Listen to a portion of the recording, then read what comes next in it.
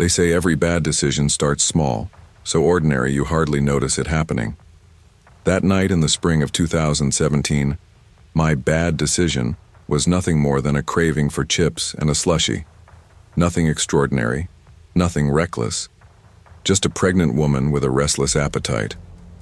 My Aunt Teresa always told me, "Hannah, cravings are cravings. Sometimes they're your body's way of telling you what the baby needs." By then, I was 8 months along, my belly stretched tight and heavy. I lived in Tucson, Arizona, in a modest 2-bedroom apartment off East Broadway Boulevard. The desert heat made nights thick and muggy, and my body felt like a furnace. Teresa, my mother's older sister, had taken me in after my messy breakup with David. He wasn't cruel, just careless. He promised me love but disappeared when life demanded more than words. By the time I told him about the pregnancy, he'd already packed his bags. I didn't fight him. I couldn't. Teresa had stepped up like she always did, cooking dinners, rubbing my back, driving me to doctor appointments. But that evening she had come down with a migraine. She'd curled up in her bedroom with an ice pack on her forehead and told me to stay in, lock the door, and rest. I tried. I really did. But the craving gnawed at me. Sour lime chips and cherry slushie, a combination so stubborn in my brain I couldn't ignore it. I argued with myself for 20 minutes. I told myself it was too late, the neighborhood wasn't safe after dark, and anyway, Teresa needed me nearby. But logic doesn't stand a chance against pregnancy cravings. Eventually, I slipped on my sandals, grabbed my purse, and told myself it was just 2 blocks. I'd walked it before. I'd be back in 10 minutes.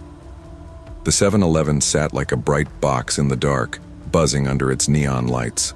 Inside, the air smelled like floor cleaner and hot dogs that had been spinning for hours. A couple of college kids were joking near the soda machine, filling big gulps, and the cashier looked bored behind the counter, scrolling his phone. The aisles were quiet, almost too quiet. I waddled over to the snack shelves, scanning for the green bag of lime-flavored chips.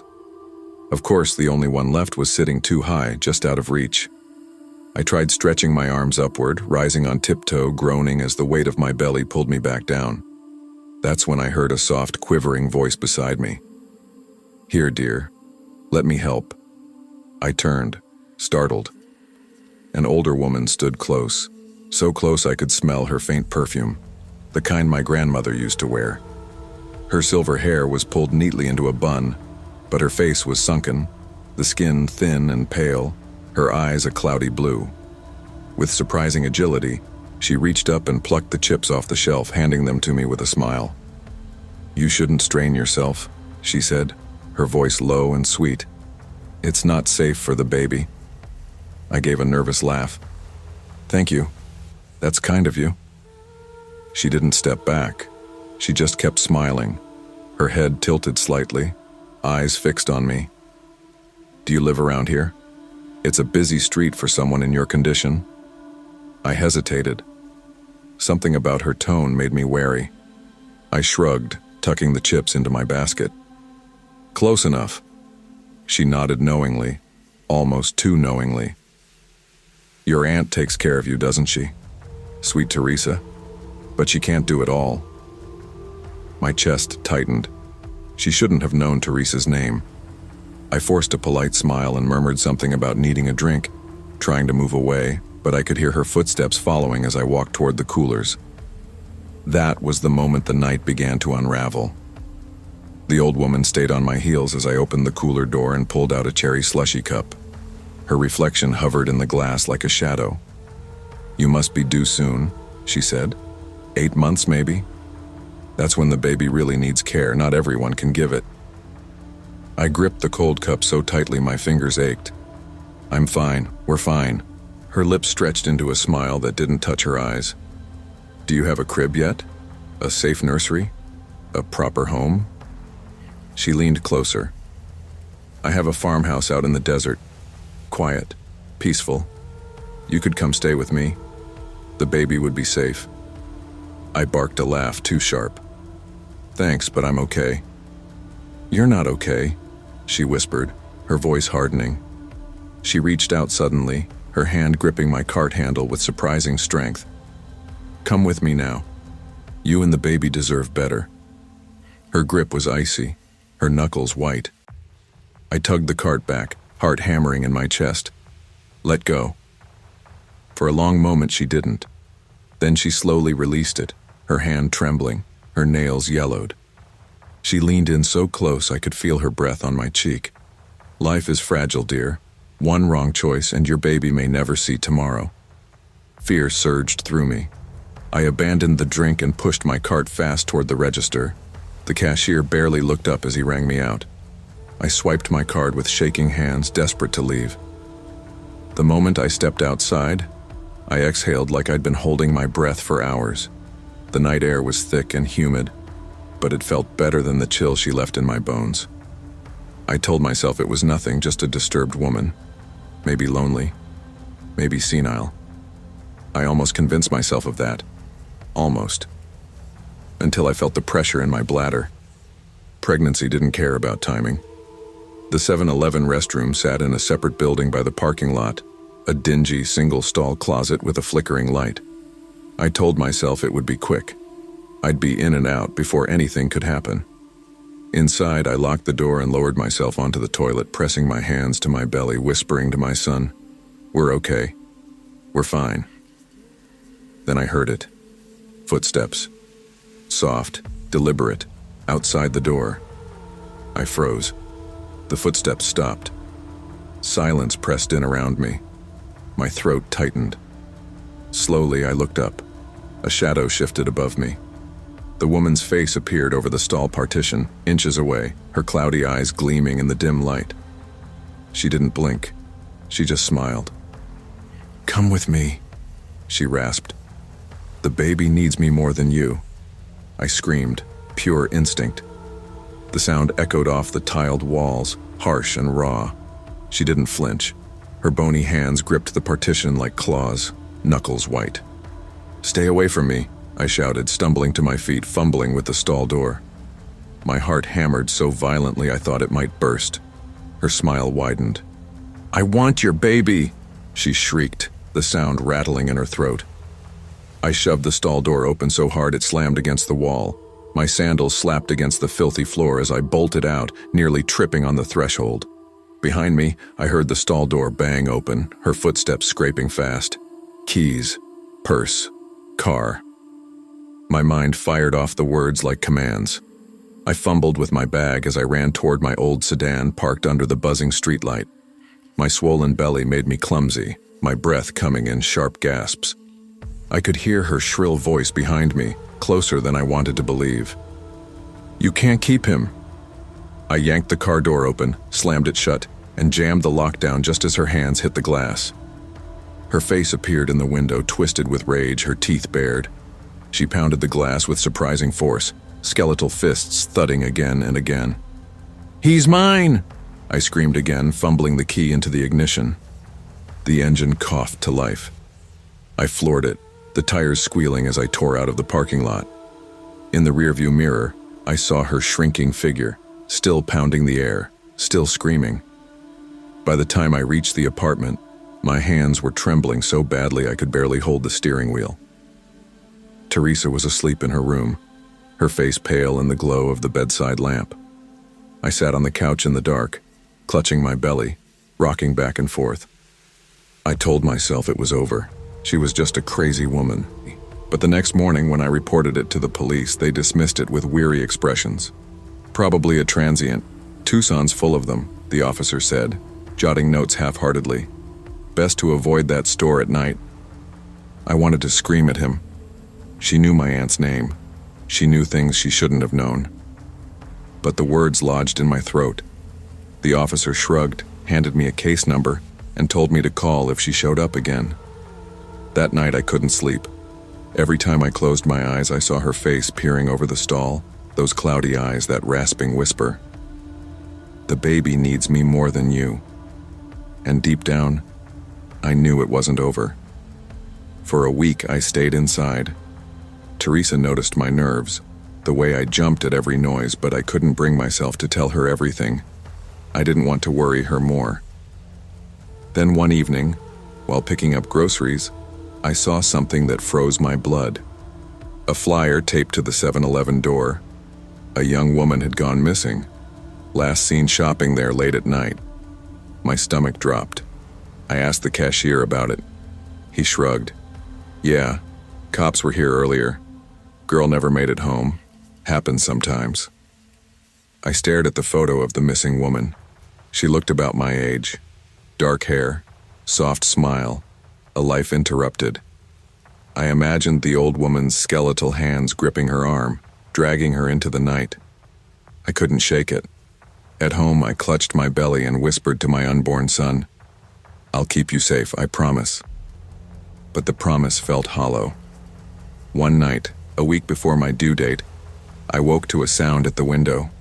A scrape, soft but deliberate. My heart raced. I crept to the curtain, pulled it back just an inch.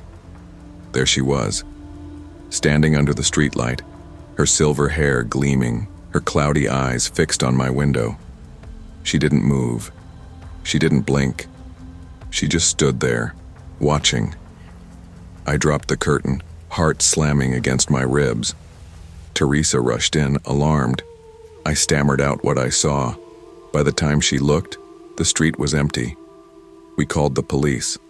They drove by, found nothing. Again, I was left with a useless case number. That night I slept in Teresa's room, clutching her hand like a child. The woman's words echoed in my skull. Life is fragile, dear. One wrong choice. I realized then that my cravings had almost cost me everything. My son was born 2 weeks later, screaming, healthy, perfect. When the nurse placed him in my arms, I cried harder than I ever had in my life. His tiny fingers curled around mine, anchoring me to the world. But even in the hospital, I couldn't shake the fear. I kept imagining her shadow slipping through the door, her voice whispering in the dark. Teresa told me to let it go, to focus on the baby. But trauma doesn't vanish because you want it to. I never saw the old woman again. Not in person anyway. But she stayed in my dreams. Some nights I woke to her voice hissing, "Your baby belongs with me." Other nights I dreamed of clawed hands breaking through the car window, pulling him away. Time passed. My son grew strong, wild, full of life. But every time I drove past that 7-Eleven, I felt a shiver down my spine. The missing girl's flyer had long since disappeared, but the fear never did. I learned something in those months. Safety isn't about locked doors or bright lights. It's about trusting your instincts. I had ignored mine that night, convincing myself a short walk was harmless. I had brushed off the alarms in my gut when that woman first smiled at me. I never ignored them again.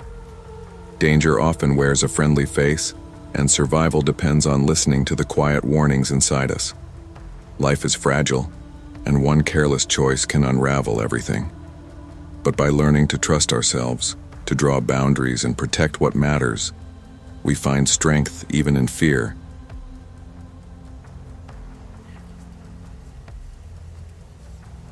I used to think night drives were peaceful. Windows down, music humming low, the highway stretched out like a ribbon just for me. But the summer of 2021 changed that forever. That's when I learned how quickly peace can twist into terror. My name's Lauren Pierce. Back then I was 20, a junior at Temple University, scraping by with cafe shifts and financial aid. I'd driven out to Lancaster that weekend to see my grandparents, salt-of-the-earth people, the kind who stock the fridge with leftovers and press gas money into your palm when you leave. I stayed later than I should have, because it's hard to say goodbye when you don't visit enough. But I had a morning shift the next day and couldn't afford to miss it. So close to midnight, I got on the road with my golden retriever Milo riding shotgun, his nose pressed to the cracked window. I wasn't used to long solo drives, especially after dark. My Corolla rattled like it was held together with tape, and the fuel light had been on for 10 nervous minutes before I finally saw the glow of a gas station. A 7-Eleven sat at the corner of a small intersection, its neon sign buzzing faintly, the parking lot mostly empty except for a dented sedan. Thank God. I muttered, pulling in. Milo gave a little whine like he agreed. Inside, the store was stale and quiet. It smelled like burnt coffee and cleaning supplies. A young clerk with messy hair was stocking shelves in the back, not even glancing at me. I grabbed a Gatorade, paid for gas, and headed back outside. The night air felt thicker somehow. That's when Milo stiffened. He started to growl low in his throat, ears pinned forward, staring at the far corner of the lot. I followed his gaze. A shed sat there, small, windowless, paint peeling. A heavy padlock clamped the door shut. It looked abandoned, like it didn't belong. I tried to shake it off. Dogs bark at shadows, right? I swiped my card, started fueling, telling myself to stay calm. But before the tank was half full, headlights flared across the lot. Then another, then another. 3 black SUVs rolled in, followed by a white van. They pulled up in a neat half circle near the shed, engines humming. My mouth went dry. Milo's growl turned into sharp, warning barks. The doors opened. 6, maybe 7 men climbed out. Hoodies pulled low, one of them gripping a bat. Another had slicked back hair and a smile that made my stomach clench. He wasn't looking at the shed. He was looking at me. I froze with the gas nozzle in my hand, my pulse slamming in my ears. Milo barked, lunging toward the window, teeth bared. The men didn't move toward the store. They moved toward the shed. All except the slick-haired one, who stayed in place, staring like he'd been expecting me. I whispered to myself, "Stay calm, Lore. Just finish fueling." But my hands were shaking so badly I spilled gas on my sneakers, and when he took a step forward, tilting his head with that smile, I knew I wasn't safe. I yanked the nozzle free, shoved it back into the pump, and nearly tripped getting into my car. Milo barked furiously, pressing against the window. I locked the doors fast, my hands trembling. The slick-haired man kept his eyes on me, his grin widening. He tapped something against his thigh, hidden inside his hoodie. The shape looked too familiar. A gun. "Please start," I whispered, fumbling with the keys. The Corolla coughed once, twice before roaring to life. My chest unclenched just enough for me to breathe. That's when I saw the van door slide open. Another man stepped out, dragging a long duffel bag. He dropped it on the ground, unzipped it. Even from the road, I could see the metallic glint of something inside. Tools, weapons, chains. My stomach lurched. I didn't wait to find out. Tires screeched as I pulled away from the pump, out onto the empty road. My hands cramped from gripping the wheel. Milo whined, pacing in the passenger seat before finally collapsing against me. For 30 minutes I drove without stopping, heart hammering, scanning the rearview mirror. No headlights behind me, no pursuit. But the image burned in my mind. The shed, the circle of SUVs, the bag on the ground. At the next rest stop, a big one off the interstate, I pulled in under bright lights and finally let myself breathe. My hands shook so hard I dropped my phone twice trying to call someone. But who would I even call? The police? What would I tell them? That I saw men hanging out by a shed? That I thought one had a gun? I stumbled out of the car and vomited into a trash can. Milo stayed close, nudging my leg like he knew I was breaking apart. Back in the car, I pulled up my Maps app and deleted the 7-Eleven's address from my history. Like erasing, it could erase the night. I told myself it was just a meeting, some gang thing, nothing to do with me. I told myself to forget. But I couldn't. The weeks that followed were a blur of school and work. I poured coffee, wiped tables, forced smiles. But in quiet moments, the memory slammed back. That grin, that duffel bag, Milo's growls echoing in my ears. I didn't tell anyone. Not my roommates, not my parents, not even my best friend. Saying it out loud would make it real, and I wanted it buried. But my habits changed. I started carrying pepper spray. I bought a flashlight, a small one that fit in my purse. I even ordered a satellite phone online because I didn't trust cell towers in back roads anymore. One night after my cafe shift, I was scrolling through the news on my phone when a headline stopped me cold. Human remains found beneath abandoned shed, behind 7-Eleven in Idle Creek. The photo showed the same store, the same cracked lot, the same shed. The article was thin on details, but enough. Bones had been uncovered after a tip led police to dig beneath the shed's foundation. Authorities suspected foul play. Investigators called it disturbing. I dropped my phone on the couch and covered my mouth with both hands. My stomach twisted so violently I thought I'd be sick again. The shed, the men, that bag. Milo, curled on the floor, lifted his head like he could feel my fear. I pulled him into my lap and whispered, "We could have been next." They saw us. He saw me. My heart wouldn't slow down. Every sound outside my apartment window made me jump. I knew then that what I'd stumbled on wasn't just some shady meetup. It was something much darker. The nightmares started soon after. I'd dream of the shed door creaking open, of men stepping out of the van with that bag, of Milo barking until silence fell. In one dream I tried to run, but my feet stuck to the pavement while the slick-haired man smiled at me from the shadows. I woke drenched in sweat, my chest aching like I'd been holding my breath. Even awake, I couldn't escape it. Driving late at night became impossible. Every gas station looked sinister. Every car that followed too long in my rear view made me think of black SUVs. One afternoon, my roommate found me sitting on the kitchen floor, Milo pressed to my chest, staring blankly at the wall. She asked what was wrong, but I couldn't bring myself to explain. How do you tell someone you might have witnessed something tied to murder? How do you say you locked eyes with a man who could have ended your life without blinking? I started keeping journals, writing every detail I remembered, down to the way the neon sign buzzed, the smell of burnt coffee, the slick-haired man's smirk. It felt like the only way to get it out of my head, though it never really worked. One night I finally drove by a police station.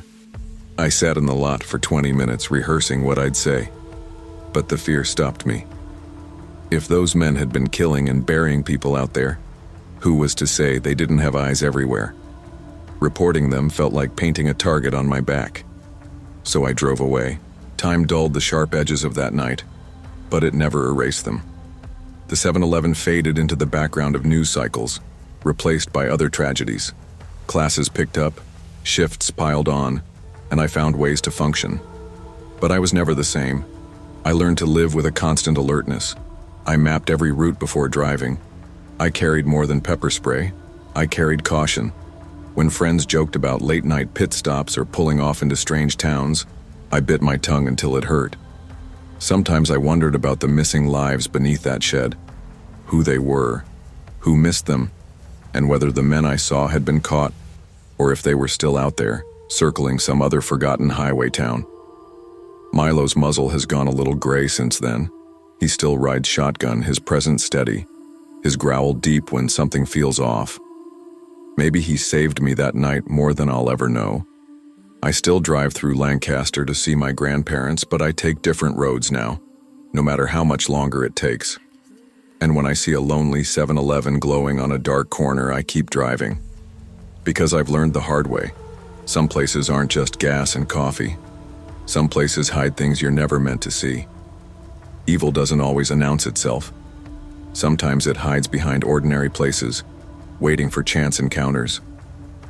Trusting your instincts isn't paranoia, it's survival. If something feels wrong, it probably is. And it's better to drive an extra mile in fear than to stop and never make it home. People talk about safe places like they actually exist. For me, that place was a 7-Eleven on East Johnson Street in Madison, Wisconsin. It sounds ridiculous, but when you're 22, stretched thin between nursing school and 12-hour clinical shifts, you cling to little rituals. Mine was walking into that brightly lit store at odd hours, grabbing an energy drink or a bag of pretzels, and just standing there in the hum of fluorescent lights, pretending I wasn't so alone. I was exhausted all the time. My apartment was a shoebox with paper-thin walls, and my roommates were either partying or asleep. The hospital swallowed my days, lectures chewed up my evenings, and when I finally stumbled home, There was nothing left of me but bones and caffeine jitters. I didn't tell anyone how often I wandered down to that store. It felt private, a bubble of light where no one expected anything from me. It was October, the kind of month when the air sharpens and your breath hangs like smoke. That afternoon, I ducked into the 7-Eleven after class to grab coffee and some cold medicine. I had been fighting off a scratchy throat, and the automatic doors gave me the faintest sense of relief as they whooshed shut behind me. That's when I noticed him. He stood in the medicine aisle, tall but thin, pale under the buzzing lights.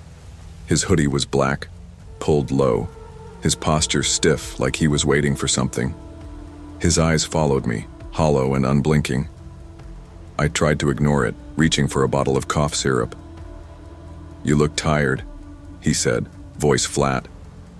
I startled, then gave a nervous laugh. "Yeah, long week." I turned to go, but he followed. "What's your name?" His steps closed the space too quickly. "Claire," I muttered, not wanting to sound rude. His lips curled in a strange smile. "Claire? That's pretty. You should give me your number, I can help you feel better." Something inside me nodded. Fear mixed with politeness, that old trap women know too well. My hands shook. I wanted to leave, but I didn't want him angry. So I scribbled my real number on the back of a receipt and handed it over. He slid it into his pocket, eyes gleaming like I'd given him a gift. I rushed through checkout, clutching the medicine like a lifeline, and practically ran home. I told myself he was just lonely, maybe awkward, that's all. But when my phone buzzed later that night with an unknown number saying, "I'm outside," my heart stopped cold. I pulled back the blinds with trembling fingers. Under the streetlight, a beat-up sedan idled. A figure leaned against it, smoking. Hoodie pulled up, his face tipped toward my building. I dropped the blinds so fast they rattled. My chest squeezed. Seconds crawled by, the phone buzzing again. "Don't be scared, Claire, come down." I turned off every light and sat on the floor, knees pressed to my chest, phone clutched tight. He didn't leave for hours. I lay awake listening to the low rumble of his engine. The messages didn't stop. At first it was harmless, or at least he wanted it to sound that way. "Saw you at the hospital. You smiled at me. You want me too." Then, "Don't ignore me. I know where you live." I deleted them, blocked the number, but new ones always came. New numbers. Same words. The same creeping sense that he was always close. I started spotting him everywhere. At the 7-Eleven, parked at the far end of the lot. In the library, sitting quietly in a corner, eyes never leaving me. Once I thought I saw him outside the hospital parking structure, leaning against his car like he'd been waiting. My family told me to call the police. My mom's voice cracked on the phone. "Claire, this isn't normal, he's dangerous." But I felt ashamed. Like somehow I'd invited it by giving him my number. Like this was my fault. And calling the police would only make me look stupid. So I said nothing. Instead, I stopped walking anywhere alone. I changed my routes home, pretended I didn't see him when I did. Fear became routine, like brushing my teeth or packing my bag. Every day, I waited for him to appear, and he always did. By late October, the weather turned sharp and wet. Leaves plastered the sidewalks in slick patterns. My nerves were frayed raw from lack of sleep. Every buzz of my phone sent me jumping. One night I walked into the 7-Eleven for milk. The bell above the door jingled and I exhaled, relieved to see the familiar cashier behind the counter. But then I spotted it. His car, parked crookedly under the buzzing streetlight, like a shadow waiting. The clerk leaned closer as I approached. His voice dropped to a whisper. "That guy's been hanging around all night." My stomach flipped.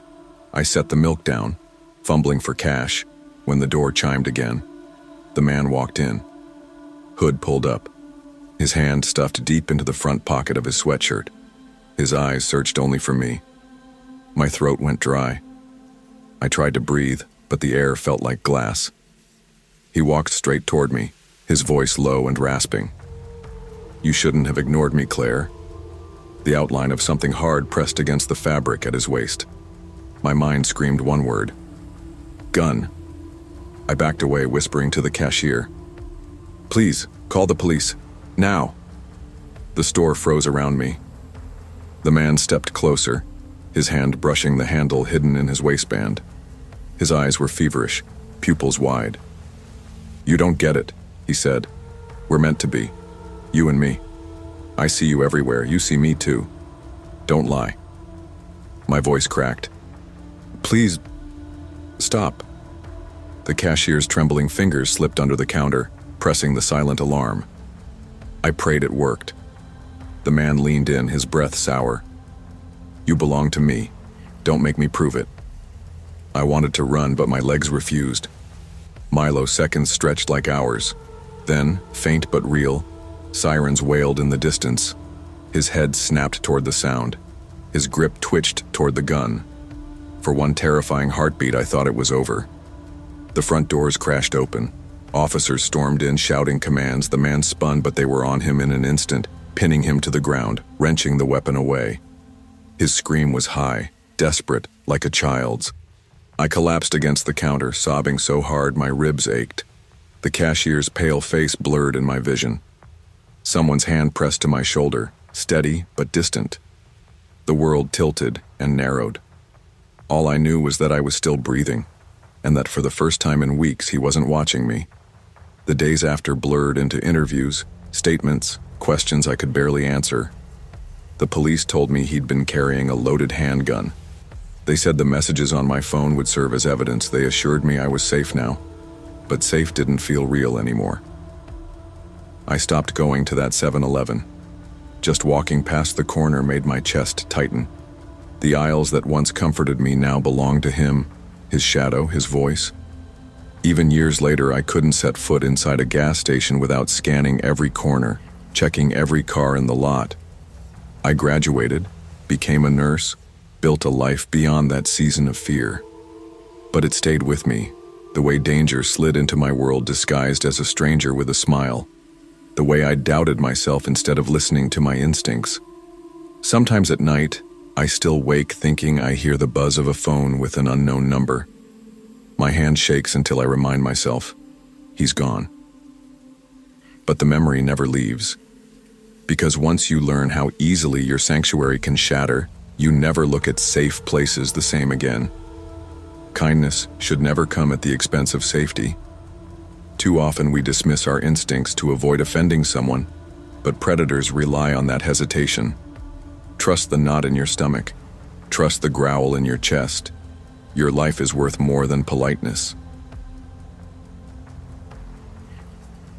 When I think back to the summer of 2009, the first thing I remember is the heat. Clearwater in July didn't just get hot. It pressed down on you, sticky and relentless, like the air itself wanted to smother you. I was 13 that year, stuck between being too young to be free and too old to hide in childhood. My parents fought constantly in our little house on Gulf to Bay Boulevard, slamming doors, sharp voices, cold silences. Home didn't feel safe, but there was one place that did. The 7-Eleven 3 blocks down. It wasn't much. Fluorescent lights, humming refrigerators, the endless smell of coffee and hot dogs. But to me, it was a refuge. I went there for the simplest things.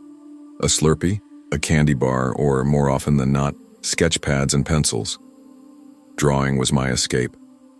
Every babysitting dollar I earned went into art supplies. At home, when voices rose, I'd retreat to my room, pencils scratching across paper, creating worlds where no one yelled and no one left. That afternoon in late July, I jingled a pocket full of coins as I walked barefoot in sandals toward the store. The sun baked the pavement, and sweat trickled down my back. My plan was simple. Buy a new pack of colored pencils, maybe a small Slurpee, then head back before dinner. When the bell above the door jingled, it felt like it always did. Familiar, safe. But I noticed him right away. Standing near the Slurpee machine was a tall man dressed head to toe like Jack Sparrow from Pirates of the Caribbean. He had the tricorn hat, the wig with fake beads, eyeliner smudged thick around his eyes. At first I thought maybe it was some goofy promotion, maybe even funny. But then I caught the smell. Sharp, sour, unmistakable alcohol. His eyes were bloodshot, his pupils blown wide, and his sway wasn't playful, it was dangerous. I tried to slip past him to the aisle with the sketch pads. My heart thumped harder with each step. I crouched low, reaching for a pad on the bottom shelf. That's when his shadow fell over me. "Ahoy, little lass," he slurred. His voice was high and sing-songy, but there was an edge that made my stomach twist. "What's your name?" I kept my eyes down, mumbling, "Just getting something." But he stumbled closer, his breath sour, words tumbling in a mix of fake pirate and drunk menace. "You don't laugh at Captain Jack, do ye? Think I'm funny, don't you dare mock me." The friendliness dropped like a mask, replaced by sharpness. I froze, my hand clutching the sketch pad so hard the cardboard bent. I walked fast to the counter, slammed down my coins and left before the cashier even noticed me. I thought once I got outside, I'd be safe. But I was wrong. The first thing I saw was the bike rack. My bicycle, my only way home, was gone. The lock chain hung loose, snapped like it was nothing.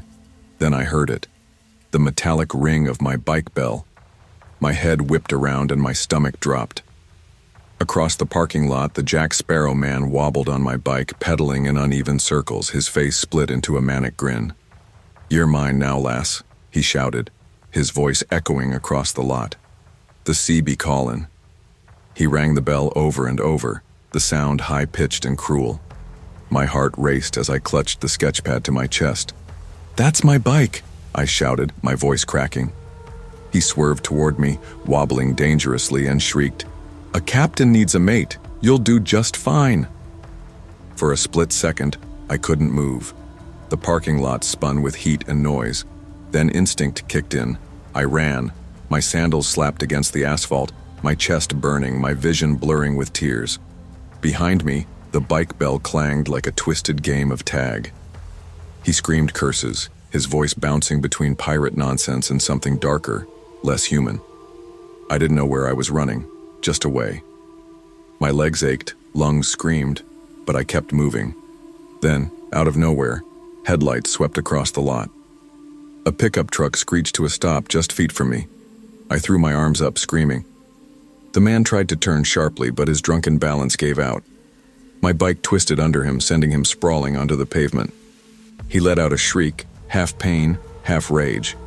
The driver, a middle-aged man with wide eyes, jumped out, phone in hand. "You okay, kid?" I could barely speak. He took my bike. He's crazy." The man on the ground staggered to his feet, hat slipping sideways, eyeliner streaking with sweat. He spat curses, pointing a shaking finger at me. "You'll regret this, lass. Mark my words." Then he bolted behind the store, disappearing into the strip of trees beyond. I collapsed beside the truck, gasping, clutching my sketchpad like it was a shield. My bike lay twisted in the lot, frame bent, chain dangling uselessly. Its bell gave one last faint ring in the humid air.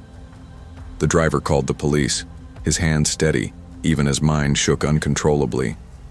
Within minutes, 2 patrol cars arrived, lights flashing red and blue against the store's neon glow. Officers searched the wooded strip behind the store, but he was gone. They took my statement, asked for descriptions. Tall, white male, dressed as Jack Sparrow, heavily intoxicated, I repeated like a broken record. It sounded absurd even as I said it. A drunk pirate stole my bike and chased me across a 7-Eleven lot. But the officers didn't laugh. One of them, a woman with her hair tied back, knelt so her eyes met mine. "You did the right thing running, sweetheart. You kept yourself safe." Safe. The word felt fragile in my mouth. My parents showed up later, furious with themselves for letting me walk to the store alone. But at 13, I had begged them for freedom, convinced I could handle myself. That night, I saw the cracks in that illusion. I didn't sleep for days. Every time I closed my eyes, I saw him riding toward me, grinning, eyes wide, ringing that bell. In the silence of my room, I swore I could hear it still. Tinny, mocking. Weeks passed, but the fear lingered. I refused to walk to the 7-Eleven alone again. If I needed sketch pads or pencils, my mom drove me. I hated it. I hated feeling like a child, like freedom had been snatched away. But at night, when the house filled with my parents arguing, I realized something. Freedom meant nothing if I wasn't safe. The police never found him. The official report called it an isolated incident. To everyone else, it faded like a strange summer story. To me, it lived on. Even at school, I found myself jumping at sudden noises. When kids laughed about Halloween costumes, I felt sick. Jack Sparrow jokes made my skin crawl. Pirates weren't funny anymore. My bike sat mangled in the garage, a silent reminder. I couldn't bring myself to ride again. Years have passed since that summer. I'm an adult now and Clearwater feels far away. But sometimes when I pass a 7-Eleven or hear the faint ding of a bike bell, the memory returns sharp and raw. That man in costume, drunk, unstable, dangerous, changed something in me. He shattered the illusion that familiar places are automatically safe. He taught me how quickly ordinary moments can turn into nightmares. But he also taught me something else, something I carry with me still. My instincts matter. That knot in my stomach when I first saw him, that was my body warning me. And next time, I won't ignore it. I don't hate 7-Elevens. I don't even hate sketch pads or colored pencils. I still draw, and in some strange way, art is the reason I was there, the reason I survived.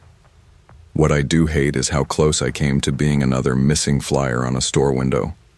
You don't owe strangers politeness when your safety is on the line. Trust yourself even if you feel silly, because one moment of instinct can be the difference between walking home or never going home again. Back in the fall of 2012, I was 27 and broke in a way that chews on your bones. I had dropped out of community college after wasting years chasing a degree I couldn't afford. Credit card bills stacked on the counter, the bank kept calling about my overdue car loan, and the only steady paycheck I could find was guarding a 7-Eleven at night in Ashford Ridge, Virginia. I didn't like nights. The quiet turned heavy, and my imagination never let me rest. But I told myself it was better than nothing. Just a few months, I thought, enough to pay off some bills. The store was undergoing renovation, which made it worse. Half the ceiling tiles were cracked, some of the lights flickered endlessly, and there was an entire back storage wing sealed off with plaster dust and plastic sheeting. Customers never saw that part, but I couldn't stop thinking about it. They paired me with Tasha Williams, an ex-military single mom who carried herself like no one in the world scared her. She cracked jokes every night trying to make me laugh. Girl, the scariest thing you'll see here is an expired hot dog rolling on the grill. But once 1 a.m. hit, traffic disappeared and the store felt like a hollow shell. The coolers hummed like whispers. The empty aisles echoed with the sound of my own shoes. I tried to drown it out by focusing on the monitors at the security desk, but that didn't help. Every creak in the building made me think something was moving where it shouldn't. By the end of my first week, I started hearing things. Dragging footsteps in the closed-off renovation wing, humming noises on the stairwell camera feed, which always showed nothing but shadows. I told myself it was just pipes, or air ducts, or construction debris shifting. But one night, I muttered to Tasha, "Doesn't it sound like someone's walking upstairs?" She didn't even look up from her coffee. "Ain't no upstairs open, it's sealed off, forget it." I tried. I really did. But forgetting got harder with every shift. October 9th, just past 3 in the morning, the air felt heavier than usual. I sat at the monitor fighting sleep when something flickered on the stairwell feed. At first it looked like static. Then I realized it was a man's silhouette. He wasn't moving, just standing there staring straight into the camera. I leaned forward, my breath catching. His face was blurred in the grainy picture, but I swore his head tilted slightly, like he knew I was watching him. "Tasha," I whispered. She grunted, half asleep at her post. Look. By the time she got up, the screen had gone black. Just static. "What the hell are you talking about?" she asked. I pointed at the blank feed, words stumbling out of my mouth. There was someone there, right there. He was looking into the camera. She sighed. "System glitches all the time. Don't let your head play tricks." But I couldn't shake it. The way he'd been standing there, so still, so deliberate. 2 nights later, I was restocking shelves when I heard it again. Footsteps. Clear, heavy, right behind me. I spun around just in time to see the sealed door to the storage wing slowly closing, like someone had just slipped inside. "That door's supposed to be locked," I muttered. Tasha marched over and yanked it open. Nothing but darkness, plaster dust swirling in the flashlight beam. "See? Empty." But it didn't feel empty. It felt like someone was holding their breath just out of sight. By the time Halloween weekend rolled around, my nerves were stretched thin. Every night I came in with a knot in my stomach, like I was walking into something waiting for me. That Saturday, just after 2:30, it finally broke. Tasha and I were walking the back hallway when a sharp sound ripped through the air, yelling, angry, guttural, echoing off the walls. I froze in place, my heart hammering. Then something whizzed past my head. It slammed into the drywall with a dull thud. A dart. I stared at it in shock. The feather. "What the hell?" Tasha shouted, pulling her flashlight. "Who's back there?" I dropped my radio, my hands shaking so badly I could barely pick it up. The air around us felt alive, humming with danger. We backed toward the front, but the yelling grew louder. I swore I could hear someone laughing. Tasha shoved me behind the counter and grabbed the phone. "Police. Now." The minutes waiting felt like hours. My mind played out every possible scenario. What if he came charging in? What if he had more than darts? The police showed up in under 20 minutes, but it felt like forever. They searched the renovation wing, pried open sealed doors, and pulled down sections of the temporary drywall. What they found made me sick. Behind one wall was a small construction unit, a hidden space no one had thought to check. Inside was a filthy sleeping bag, piles of food wrappers, knives, and a modified tranquilizer gun. He'd been living there for weeks. One officer explained it like he was describing the weather. "Looks like he's been watching you both from the cameras. Probably came and went during the day when the crews were here. Been planning something." Planning something. The words rang in my ears. They found him crouched under a stairwell, eyes wild, muttering about keeping us quiet. He didn't resist. He just stared at me as they pulled him out, like I was the only person in the room. That stare burned into me deeper than anything else. I quit the next morning. Didn't even make it to the end of the week. I sat in my car outside the store, gripping the steering wheel, sobbing so hard I could barely breathe. Tasha tried to act tough. "It's just one crazy guy, don't let him own your head." But even she never went back after that night. For weeks I jumped at every creak in my apartment. For months, I dreamed about that silhouette on the stairwell camera. And even years later, whenever I passed a 7-Eleven, I felt phantom footsteps behind me. That job was supposed to be temporary, just a paycheck to keep me afloat. Instead, it left me with a memory that refuses to fade. Sometimes the danger isn't in the shadows we invent. It's in the people already hiding there. Trust your instincts. Fear might feel irrational, but sometimes it's the only thing standing between you and the truth. I never really planned on staying in Silverwood. It was one of those quiet Oregon towns that looked nice in postcards. Tall pines surrounding sleepy neighborhoods, a couple of churches, a diner that doubled as a gossip hub, and a 7-Eleven that practically kept half the town running. But life had other plans. My parents moved 2 hours away after my dad got a new job, and I stayed behind because I thought I could handle being independent. At 22, juggling community college classes and bills, I told myself that working nights at the 7-Eleven wasn't just a paycheck. It was a sign I was capable of standing on my own. Truth was, it was lonely. I rented a small apartment above a laundromat, where the hum of machines never really stopped. My closest friend, Marissa, lived about 15 minutes away, and most nights we only exchanged texts because she worked early mornings. That left me a stack of textbooks and my part-time job, where I spent most evenings surrounded by buzzing refrigerators and the endless flicker of fluorescent lights. On the good days, regulars stopped in to chat. On the bad days, I'd go whole hours without a single person walking through the door. I liked the routine, though. I'd come in around 6, stock the coolers, ring up smokes and coffee, maybe listen to some guy complain about lottery tickets. By the time I closed at 10, I'd feel both exhausted and relieved. It gave me structure in a town that sometimes felt like quicksand. That Friday night in late October started out like any other. Rain had been falling since morning, steady enough that most people stayed indoors. The roads glistened under streetlights, and the parking lot in front of the store was nearly empty, except for 2 regulars who bought gas and hurried off. I remember setting my cup of cheap coffee on the counter, flipping through one of my sociology readings and thinking the night would crawl by like usual. Then, just past 9, the door chimed. A man walked in, and everything about him felt out of place. He wore a long blue raincoat, hood pulled low, a baseball cap tucked underneath. Water dripped onto the tile as he moved, but what unsettled me wasn't the wet clothes. It was the silence. Most customers at least muttered hello. He said nothing. His shoes squeaked as he wandered the aisles, hands shoved deep into his pockets, eyes lifting every so often to land on me before moving away. "Evening, sir," I said, forcing my voice steady.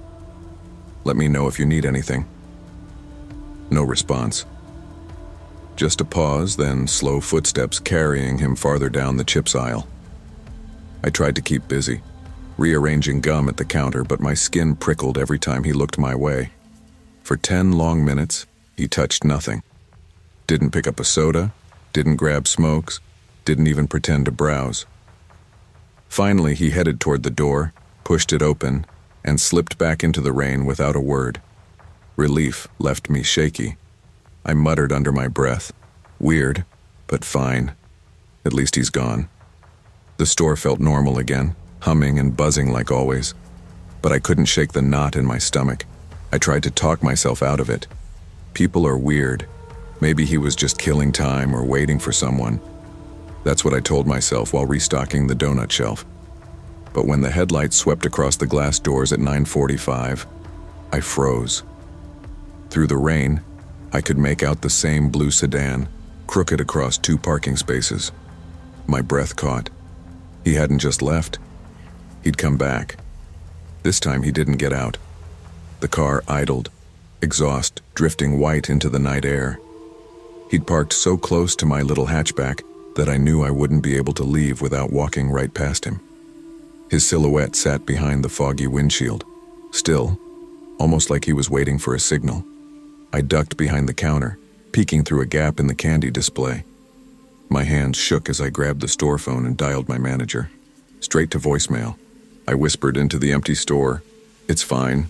Just wait it out. Maybe he'll leave." But he didn't. Minutes crawled by. The sedan stayed, headlights off now, engine still humming. Every so often, I thought I saw his head turn, maybe glancing toward the store, maybe toward my car. At 10 closing time, I locked the doors earlier than usual, twisting the bolt with trembling hands. The idea of walking into that parking lot alone made my stomach lurch. I tried calling the non-emergency police line, but the rain must have been messing with reception because the call dropped twice before I could even explain. My chest tightened. I crouched behind the counter, heart thudding so loud I swore it echoed off the glass doors. 10:15. Still there. His engine purred, steady, patient. I texted Marissa. "There's a man outside my shift. Won't leave. He's parked by my car. Please come." Then I pressed my forehead against my knees and prayed the screen light wouldn't give me away. By 10:25, I felt like I'd been holding my breath for an hour. Every sound outside, the rain hitting the roof, a truck splashing past on the highway, made me flinch. I whispered, "Don't panic, don't panic," like saying it would make it true. When Marissa's SUV finally pulled into the lot at 10:30, her headlights cut through the rain like a rescue signal. That's when the sedan shifted gear. Smooth, fast. It backed out and rolled away without hesitation, taillights vanishing down the street. My knees almost gave out from relief. I bolted from behind the counter, fumbling with my keys to unlock the front. The rain slapped me in the face as I sprinted to Marissa's car. She leaned across the seat yelling, "Hannah, what the hell is going on?" I slammed the door behind me, chest heaving. There was a guy. He came in earlier, didn't say a word, just stared at me. Then he parked by my car and wouldn't leave. My voice cracked, the words tumbling out faster than I could control. I thought he was waiting for me. I thought... Marissa put a hand on my arm. Hey, you're safe now. Just breathe, okay?" I nodded, tears mixing with rain on my cheeks. We sat there until my heartbeat slowed enough to think straight. "I'm not leaving my car here alone," I whispered. "Not tonight. I'll get it in the morning." "Damn right you won't," Marissa said, starting her SUV. "You're staying at my place tonight." The drive through Silverwood's rain-slick streets felt unreal, like we were being followed even though no headlights trailed us. Marissa tried to lighten the mood. "Guess you finally have an excuse to skip your homework." But I couldn't shake the image of that sedan waiting like a predator outside my store. Sleep didn't come easy that night. Every sound outside her apartment window made me bolt upright, half convinced he'd followed us. The next morning, I returned to the store with my manager, Paul. He was a practical guy in his 50s who believed half of life's problems could be solved with duct tape and common sense. When I explained everything, he frowned but tried to sound reassuring. Probably just some creep messing around.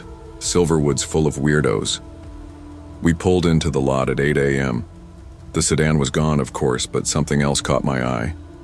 Muddy footprints near the back door of the store, big ones leading up to the service entrance and back again. My throat tightened. "Those yours?" Paul asked. I shook my head. "No, I never go out back." He crouched, examining them. Could be kids, could be anything. But we both knew it wasn't. The prints were fresh, clear, and too large to be mine. My stomach knotted again.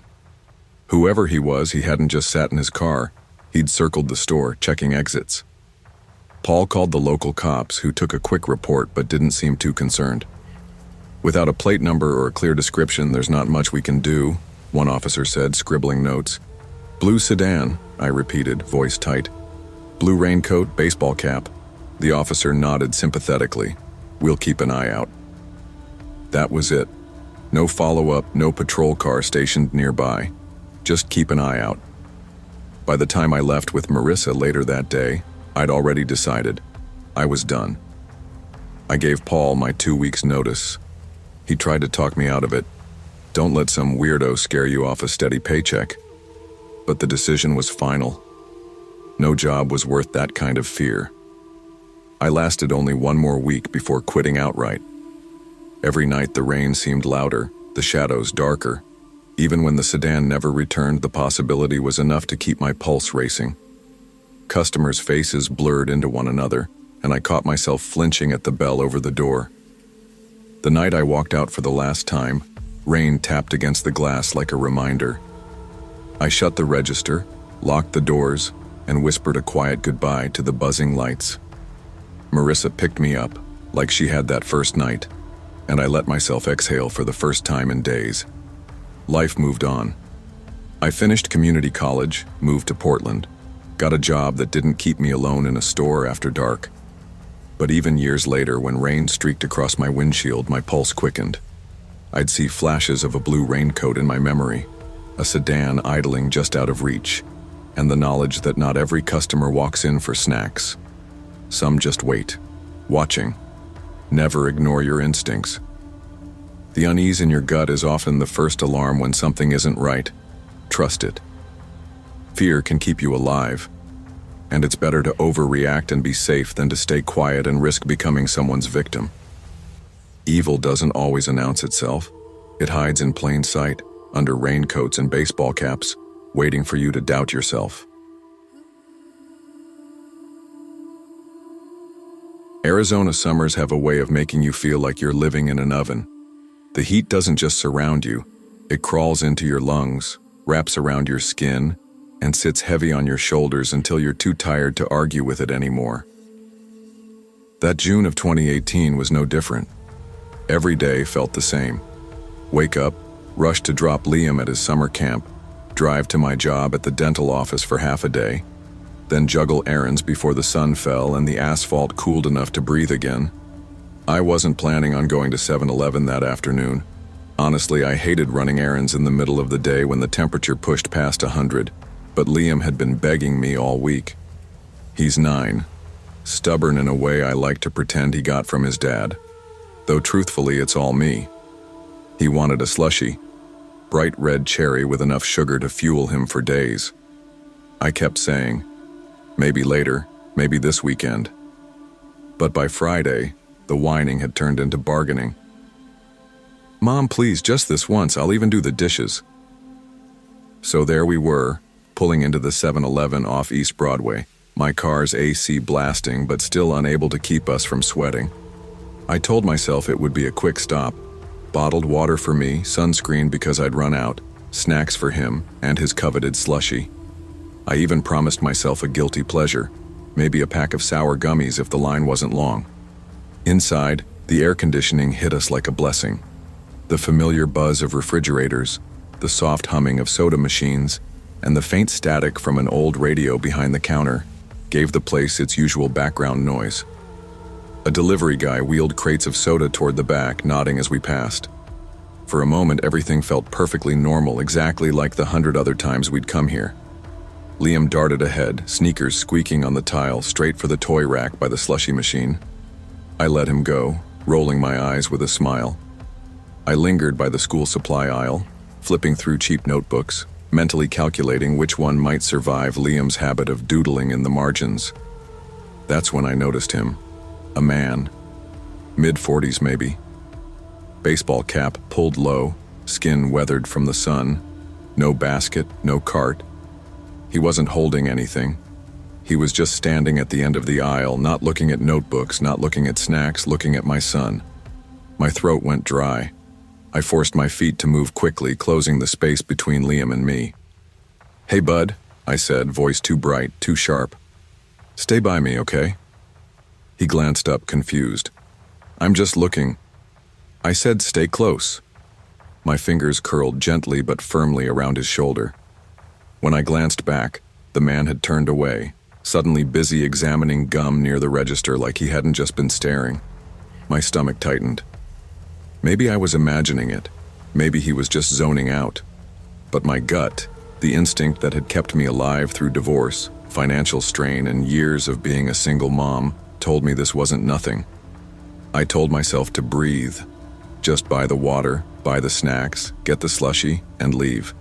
But no matter where I went in the store, I felt him nearby. I tried to brush it off as coincidence. People cross paths in small stores all the time. But every aisle I turned into, he was there. Near the chips, near the cooler, near the candy.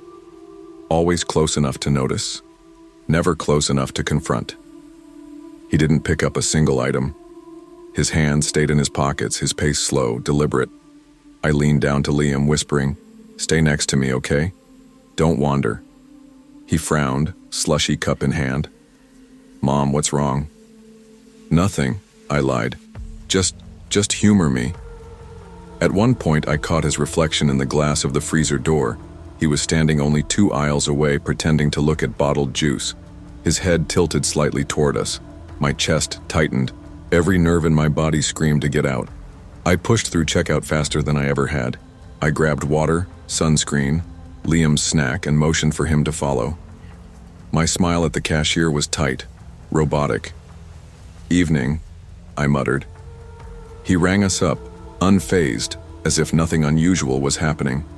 Maybe nothing was. Maybe it was all in my head. But when we stepped outside, the sun blinding and heat pressing down, my stomach dropped. There he was, already outside. He crouched near my car, pretending to tie his shoelace. Except he wasn't really tying anything. His head turned ever so slightly, eyes flicking toward us. The casual act was too casual. My skin prickled. He'd been inside the whole time we were. There was no way he could have beaten us out unless he'd been waiting for us. My voice came out in a whisper. "Nope, we're not doing this." "Doing what?" Liam asked, confused. I yanked his hand, pulling him back toward the glass doors. "We're going back inside." The cashier looked startled when we rushed back in. I leaned over the counter, voice low and urgent. "That man outside, he followed us through the aisles. He's crouched by my car right now." The cashier's brow furrowed. "You sure?" "Yes, I'm sure." My voice cracked. "Please, can you call your manager?" He picked up the store phone without argument. Within a minute, a stocky man in a red polo appeared from the back, looking annoyed until he saw my face. I explained in a rush, words tumbling over each other. He nodded slowly. "Stay here," he said, gesturing toward the counter. "I'll check it out." Through the window, I watched him step outside, shoulders squared. My heart pounded so hard I thought it might bruise my ribs. Liam squeezed my hand, wide-eyed but silent. Minutes ticked by. The manager walked back in, shaking his head. "He's gone." "Gone?" I repeated. "Vanished. Nowhere in sight." My knees wobbled. I clutched the counter to steady myself. It was impossible. He had been right there by my car. Where could he have disappeared to in seconds? The manager's expression softened. "Look, we've got cameras. I'll check the footage, all right?" He led us to the small back office where the monitors flickered with grainy black and white images of the aisles and parking lot. And there it was, the man trailing us through the store. Every aisle, every turn, always hovering, never buying. Then, clear as day, him crouching by my car, watching, waiting. I felt my stomach turn. Oh my God. The manager burned a copy onto a disc, his jaw set tight. "You need to take this to the police." By the time I walked into the Mesa Police Department later that afternoon, my hands were trembling so badly I could barely sign the paperwork. The officer at the front desk was calm, professional, but I could tell from her eyes she had heard this story before. "You did the right thing," she said, sliding the report form toward me. "A lot of people second-guess themselves."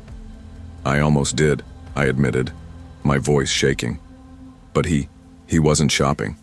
He didn't buy anything. He was just watching." Liam sat beside me, legs swinging nervously. "Mom," he whispered. "Is he going to come to our house?" My throat tightened. "No, sweetheart, he's not." But the truth was, I didn't know. The officer glanced at the footage, nodding grimly.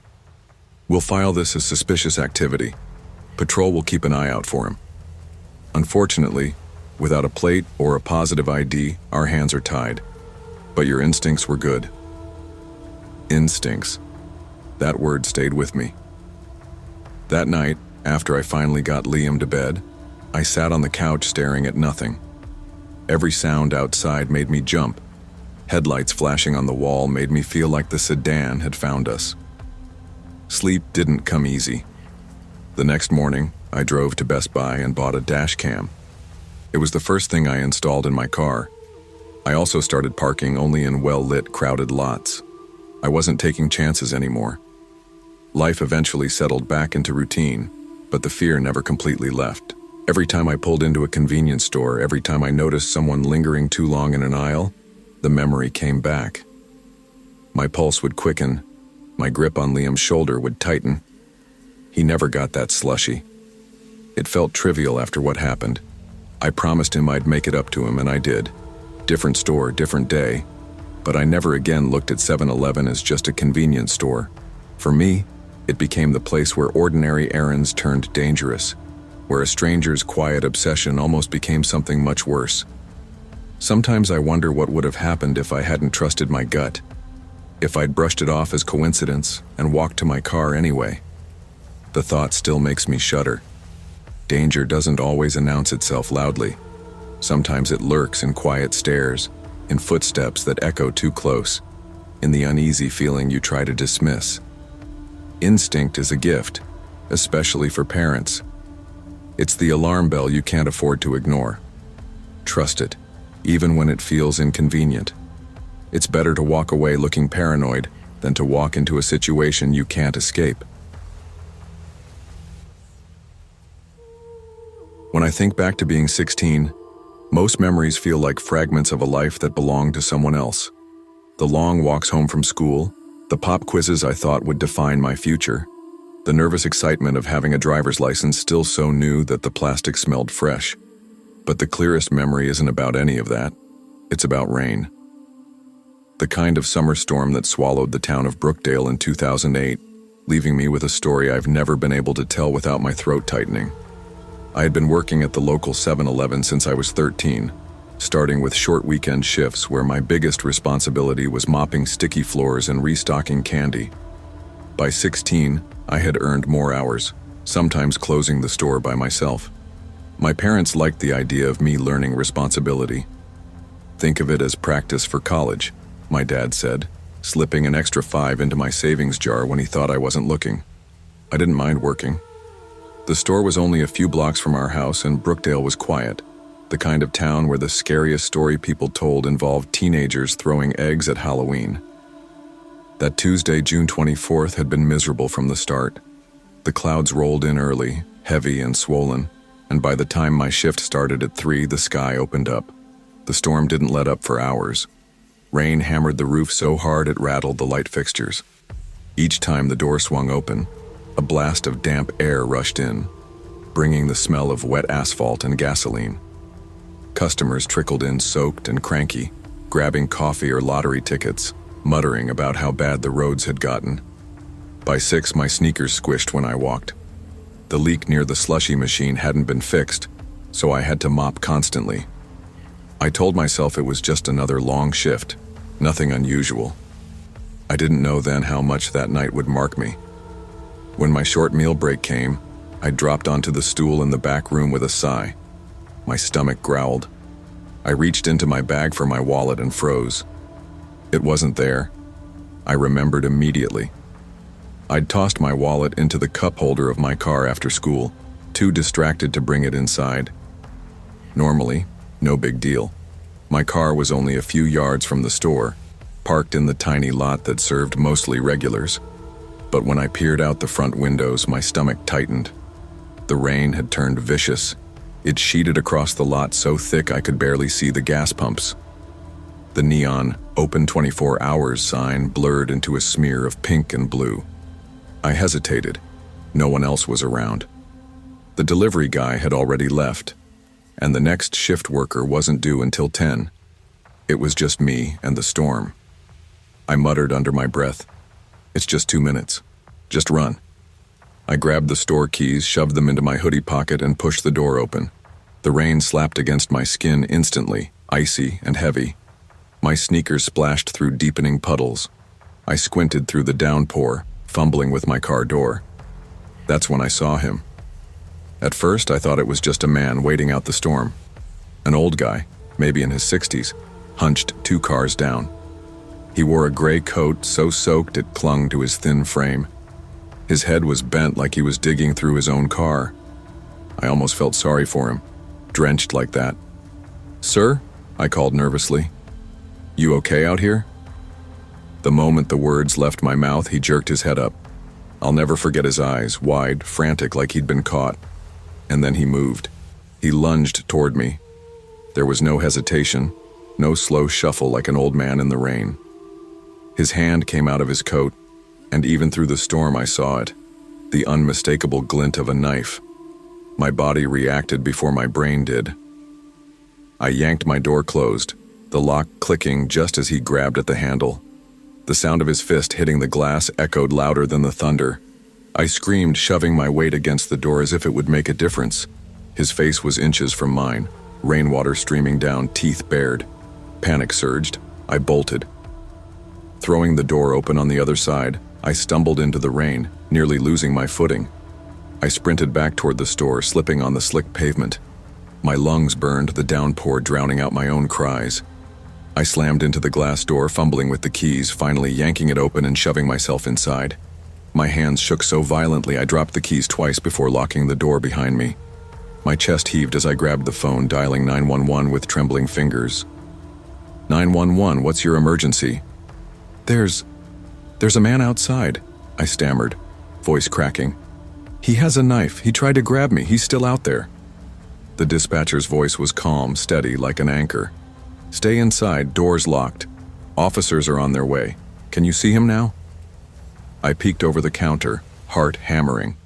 The lot looked empty, blurred by sheets of rain. I didn't answer. Every minute felt like an hour. I crouched behind the counter, the phone pressed to my ear as the dispatcher kept me talking. You're doing great. Just stay where you are. Help is close. Finally, flashing red and blue lights cut through the storm. Relief flooded me so hard I almost cried. 2 officers ran across the lot, drenched within seconds. I unlocked the door with shaky hands, barely able to explain what had happened. They searched the parking lot, flashlights slicing through the rain. I hugged myself, soaked hair dripping down my back, watching from the doorway. My breath caught when one officer crouched by the pumps, but when they returned, their faces were grim. No sign of him, one said. Lot's empty, no vehicles. That's not possible, I whispered. He was right there. All we found was this. The officer held up a small plastic evidence bag. Inside was a soggy cigarette butt. Could be his, could be anyone's. And this was lying near your car? The second officer handed me my wallet, dripping wet. My knees buckled. I hadn't even realized I'd dropped it. They filed a report, but I could see it in their eyes. They didn't believe me completely. Could have been a drifter, maybe a prank, one suggested. Storm makes people see things. But I knew what I saw. I knew the feel of his grip on my car door. I never worked a closing shift alone again after that night. My parents insisted on driving me to and from work for weeks, even when the skies were clear. The store manager didn't argue. He could see how badly I shook when the storm clouds gathered. Life went on. I finished high school, left Brookdale for college, built a life beyond that little store. But the memory stayed. Even now, years later, whenever it storms, and I find myself crossing a parking lot, my chest tightens. The patter of rain on pavement doesn't relax me. It sets my nerves on fire. I'll never know who that man was. Maybe he was passing through town. Maybe he'd been watching me for longer than I realized. The not knowing is what keeps me awake sometimes, wondering how close I came to vanishing into the dark that night. Some memories you outgrow. This one never left me. Safety is fragile, and danger doesn't always come from the shadows. It can appear in the most ordinary places, during the most ordinary routines. What saved me wasn't luck alone, but the decision to run, to trust the instinct that screamed louder than the storm. The lesson I carry is simple but unshakable. Never ignore the feeling that something is wrong. It may be the only thing standing between you and a memory that could have ended far worse. People always assume the scariest moments of your life happen in obvious places. Dark alleys, lonely highways, crime-ridden neighborhoods. For me, it happened in the most ordinary place imaginable. A tired, run-down 7-Eleven off Highway 64 in Hollow Creek, Tennessee. It was February of 2014, and I was 21, broke, and desperate for work. That combination doesn't leave you with a lot of choices. I had dropped out of college 2 months earlier. Tuition had swallowed me whole, and after maxing out 2 credit cards, I knew I couldn't keep pretending I'd figure it out later. My parents lived 2 states away, and the last thing I wanted was the shame of calling them to admit I'd failed. So when my cousin Daryl offered me a part-time night job at his store, I took it. I told myself it was temporary, just until I found something better.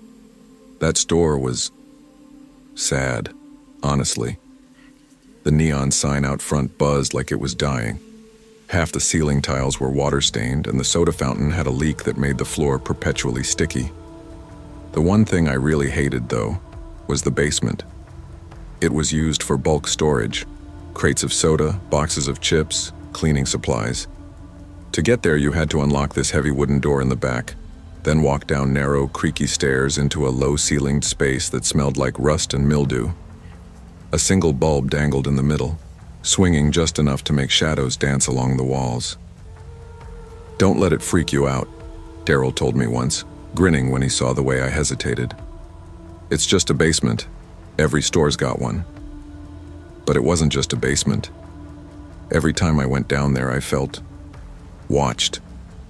The air was heavier somehow, like the concrete walls had absorbed too many secrets. Sometimes I'd hear faint noises, the kind you could explain away as pipes or settling wood, but deep down I didn't believe those explanations. I'd climb those stairs 2 at a time just to get out faster. Most nights were uneventful. Truckers, insomniacs, people grabbing coffee before long drives. I spent hours restocking shelves, scrolling on my phone and counting down minutes until I could leave. But the longer I worked, the more I realized how dangerous it felt being alone at night in a place where anyone could walk in. And then came the snowstorm. That night is burned into me, detail by detail, like a scar. The storm had started just after midnight, thick flakes hammering the glass front of the store. The wind howled through tiny cracks in the frame, making the whole building feel like it was shuddering. By 1:30, the parking lot was covered in a white sheet. Hardly anyone drove by on Highway 64, just the occasional pair of headlights glowing through the snow. I was standing behind the counter, half listening to an old country song on the radio, when I noticed the rack of chips was almost empty. Daryl always complained about losing sales when customers couldn't find their favorite brands. With a sigh, I grabbed the basement key. The moment I opened the basement door, the smell hit me, damp, metallic, like old pennies soaked in water. My skin prickled. I told myself I was being ridiculous. "Get the chips and get out," I muttered, switching on the flashlight we kept for when the bulb blew. The stairs creaked as I stepped down, my breath echoing too loudly in the narrow space. Halfway down, I stopped dead. A sound rose from below. A clank, metal against metal. Then footsteps, not random creaks, deliberate heavy steps, pacing. My heart slammed. "Daryl," I called, though I knew he was home, probably asleep. My voice cracked in the empty air. The steps stopped. Silence pressed down on me, thick and suffocating. My chest tightened so hard it hurt. I bolted up the stairs 2 at a time, slamming the door shut behind me. My hands shook as I fumbled the lock, pressing my forehead against the cool wood, whispering, it's fine, it's nothing." But when I turned toward the security monitors, I froze. On the grainy black and white feed from the basement camera, a man stood at the bottom of the steps. His head tilted back, staring straight at the camera. And he was smiling. I couldn't breathe. His face was pale, stretched into a grin that didn't reach his eyes. They were hollow, wide, locked on the lens like he knew I was watching. I whispered, "No. No, no, no." My hands trembled so badly I nearly dropped the phone. I dialed Daryl. He answered groggily, his voice thick with sleep. "Meg, what's going on?" "There's someone in the basement," I hissed, keeping my eyes glued to the monitor. "He's just standing there, smiling at the camera. Daryl, I'm not making this up." He was quiet for a second. "Lock the doors. Stay put. I'm on my way." The call ended, and I stared at the screen. The man didn't move. He just kept smiling, his shoulders slightly hunched like he was waiting for something. Then suddenly, the screen went black.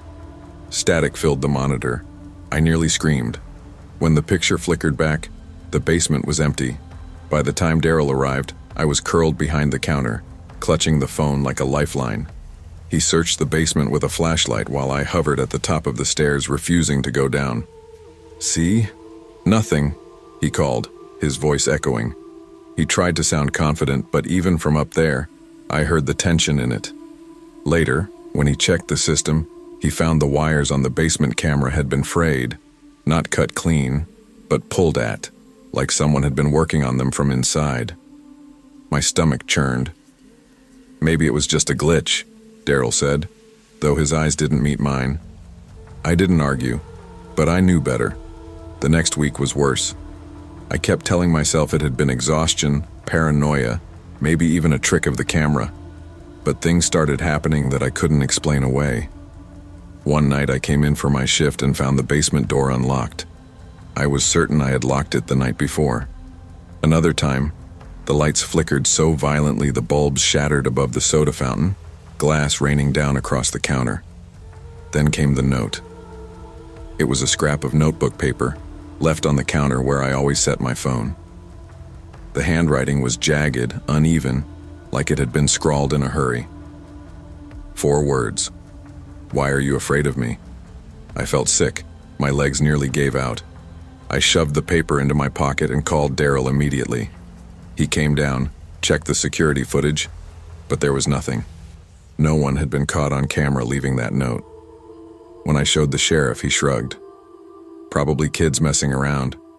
Snow's got everyone cooped up." But an older clerk, a man who had worked there years earlier, pulled me aside one evening.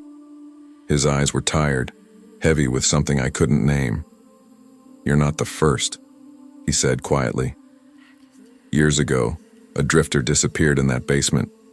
Folks said he never left. I quit before I had to find out. I didn't want to believe him, but part of me already did. I quit within days.